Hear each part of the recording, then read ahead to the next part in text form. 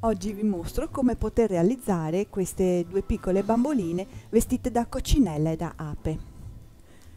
Partiamo immediatamente. Allora, il corpo è formato da un bottone. Nelle mercerie potete trovare questi meccanismi. Questo serve per, adesso vi mostro, foderare il bottone, questo è il bottone e questo è il retro. Il procedimento è molto semplice. Infilo un pezzo di tessuto, premo all'interno della plastichetta la parte che verrà ricoperta, ritaglio grossolanamente il tessuto tutto attorno, lasciando anche più di un centimetro e mezzo, un po' di tessuto, in modo che io possa accompagnare tutto all'interno. Ci metto il tappo, lo chiamo io, spingo un po' dentro e aiutandomi con l'altra parte della plastica lo spingo finché sento il rumore che mi dice che è stato tutto incastrato dentro. Ed ecco qua, è pronto il nostro bottoncino. Per chi non riuscisse a ritrovare questo materiale qui, potete realizzare la stessa cosa utilizzando un cerchio di cartone, lo ritagliate più o meno di questa misura, sarà un diametro 75 credo questo, ci mettete un pochino di imbottitura di ovatta piatta sopra, ricoprite col tessuto, incollate con la colla a caldo sul retro, poi dovrete riportare di nuovo il cerchio magari su un pezzo di feltro o un cartoncino colorato, giusto per poter avere un retro fatto bene. A questo punto, nel caso della ape, andremo a fare dei segni con una matita o con una penna e coloriamo all'interno con l'acrilico nero le strisce nere, appunto caratteristiche della petta. Nel caso invece della coccinella, io ho foderato già anche per la coccinella, possiamo invece lavorare o sempre facendo dei cerchi con l'acrilico o aiutandoci con il nostro cerchiometro e facendo dei cerchi di misure diverse.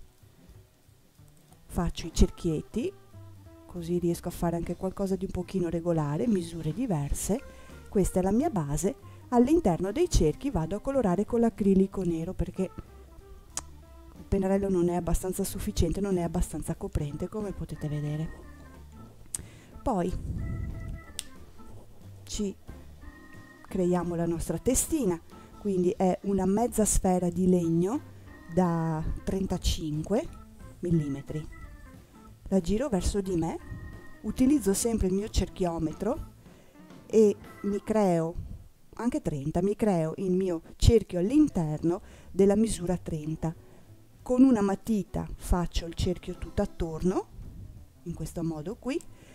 L'unica cosa da tenere in considerazione è questa, cioè il cerchio non è esattamente al centro della mezza sfera di legno, ma è svasato un po' più verso la base sotto del collo. Quando ho fatto questo cerchio, all'interno coloro col rosa, l'acrilico rosa, all'esterno con l'acrilico nero. Nel caso dell'ape si può utilizzare sempre questo sistema, oppure potete fargli anche i capelli direttamente con della lana. Allora, il viso utilizziamo sempre il nostro cerchiometro per gli occhietti, la misura sarà 4. Allora mi posiziono gli occhi e per capirci meglio mi faccio proprio due puntini con la penna gel nera, quindi qui al 4 coloro all'interno e poi posso facilmente avere un occhietto perfettamente tondo, così anche per chi ha difficoltà a fare i disegni, a disegnare, questo può essere un buon sistema per fare dei lavori precisi. Appoggio l'altro, premo, tengo molto ben premuto e fermo il mio cerchiometro e non solo, ma dovrei lasciare asciugare un pochettino l'occhio appena fatto perché il colore è ancora fresco e rischio di trascinarlo. E coloro bene all'interno. In questo modo gli occhietti saranno praticamente perfetti. Ci faccio le 3 ciglia, 1, 2, 3, 1, 2, 3. Per la bocca utilizzo sempre il mio cerchiometro e qui in questo caso gli ho fatto un bel sorriso largo. almeno 22 direi io come misura. Anche qui lo tengo svasato, vedete che è in pendenza, è verso di me, e gli faccio un bel sorriso largo largo,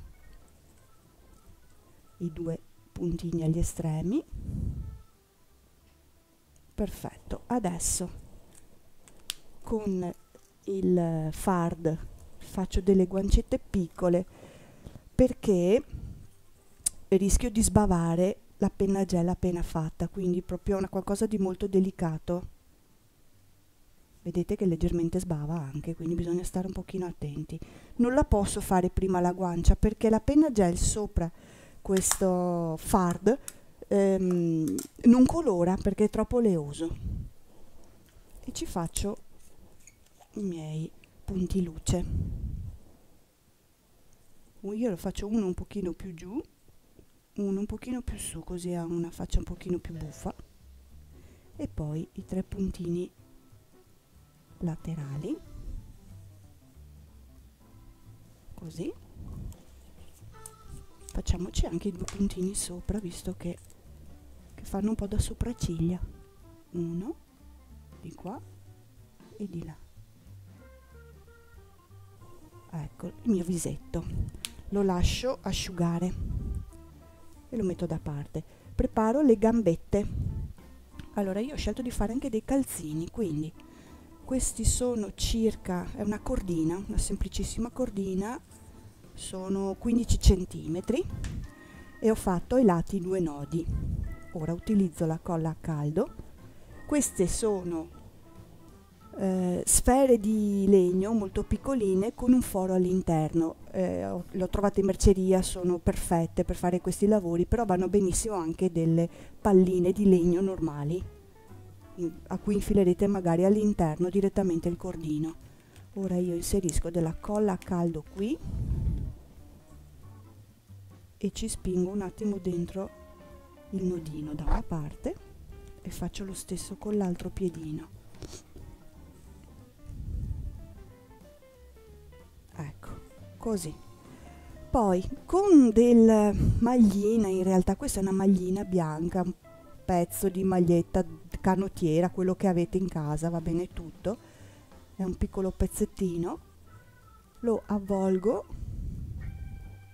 qui l'ho messo doppio, lo avvolgo attorno al cordino, non strettissimo, però insomma ci faccio, ecco, un giro così, metto della colla qui sulla base, la parte che ho tenuto piegata la tengo appunto per l'esterno, la parte aperta la tengo all'interno e spingo dentro. Può anche non essere spinta dentro, ma insomma a me piaceva l'idea che fosse un po' rimborsato questo calzino sul piede, proprio lo schiaccio proprio dentro. Faccio lo stesso di qua, apro questa maglina che nel frattempo si è naturalmente tutta arricciata perché è tagliata, piego più o meno sulla metà, appoggio sul cordino, lascio la parte aperta all'interno, avvito un po' e metto della colla sulla parte che era rimasta piegata, così, e poi un pochino cerco di infilare dentro questa specie di scarpina. Posso aiutarmi anche ulteriormente con la colla, eccola, poi mettiamo a posto bene, perfetto. Queste sono le gambine che vado ad incollare sul retro, utilizziamo questo sul retro del bottone, un po' svasate, non esattamente giuste, ok, e fino a qua ci siamo. Poi prendo un pezzettino di nastro, almeno 45 centimetri direi io ho cercato dei nastri in tinta con le stoffe che avevo scelto. Questo ha un'anima in ferro dentro da una parte e dall'altra.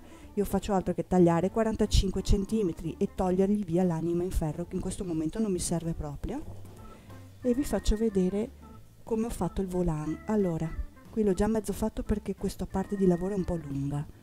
Ho piegato a metà, cioè questo verso, ho piegato a metà il nastro e ho fatto tutta una filza lungo il bordo alto fino sopra, fino alla fine, fissandolo perfettamente alla fine.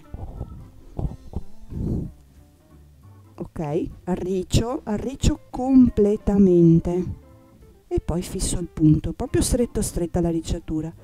Se non dovessero bastare 45 cm, fatene anche 50, non ha importanza. L'importante è che non sia meno, perché altrimenti non mi va a fare un bel giro qua sotto, ma magari prendo solo un pezzettino. E poi con un po' di pazienza e con la colla a caldo molto poca vado ad incollare questa specie di volant sotto il bottone e questo sarà il risultato. Questo nel caso della petta la colla aveva leggermente sbavato, quindi poi volendo si può ricoprire con un po' di passamaneria, si fa sempre tempo a correggere, però poca colla vi consiglio.